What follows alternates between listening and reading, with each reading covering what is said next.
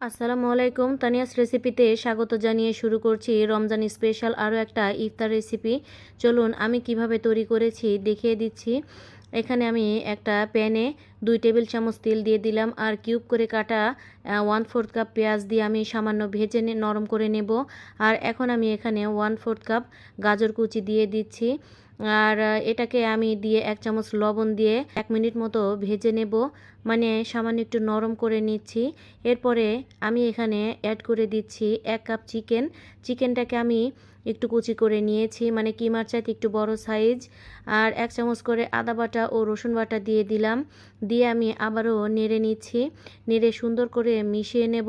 এখন আমি এখানে দিয়ে দেব 1 চামচ সয়া সস, 1 টেবিল চামচ টমেটো সস, আর সাথে অ্যাড করে দেব 1 চামচ বারবিকিউ সস। আর এখন আরও দিয়ে দিচ্ছি 1/2 চামচ সাদা গোলমরিচের গুঁড়া। আর ঝালের জন্য দিয়ে দেব 1 চামচ চিলি ফ্লেক্স।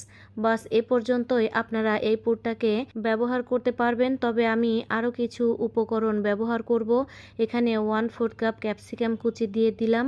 আর আরেকটু ক্রিমি টেক্সচার নিয়ে আসার জন্য দিয়ে দেব একটা চেদ্দার চিজ স্লাইস। এটাকে দিলে একটা ক্রিমি টেক্সচার চলে আসে। আর যাদের কাছে চেদ্দার চিজ নেই তারা মেয়োনিজ দিতে পারবেন এই পর্যায়ে। খুব মজা হয়, যে কোনো একটা উপকরণ ব্যবহার করলে হয়ে যাবে।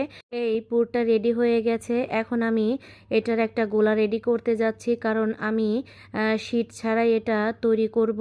আমি এখানে 2 কাপ আটা নিয়ে নিয়েছি, আপনারা ময়দা থাকলে ময়দাও নিয়ে নিতে পারবেন। আর এটা একদম পাতলা একটা গোলা হবে। আর সাথে একটা ডিম ফেটিয়ে দিয়ে দিলাম।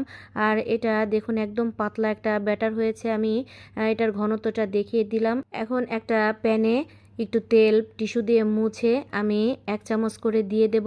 আর পাতলা আকারের রুটি তৈরি করে সবগুলো রেডি করে নিয়েছি। এখন আমি যে পুরটাকে রেডি করে নিয়েছিলাম সেটা মাঝ বরাবর দেব। আর একদম দেখানো পদ্ধতি অনুযায়ী চারপাশে আটা দিয়ে তৈরি করা গ্লু লাগিয়ে এভাবে একটা শেপ দিয়ে নেব।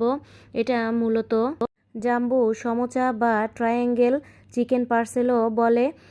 আমার ছেলের এই টাইপের খাবার এত পরিমাণে পছন্দ, সে সারাদিন রোজা রাখে আর আমাকে জিজ্ঞেস করতে থাকে আজকে ইফতারিতে কি আইটেম করবা।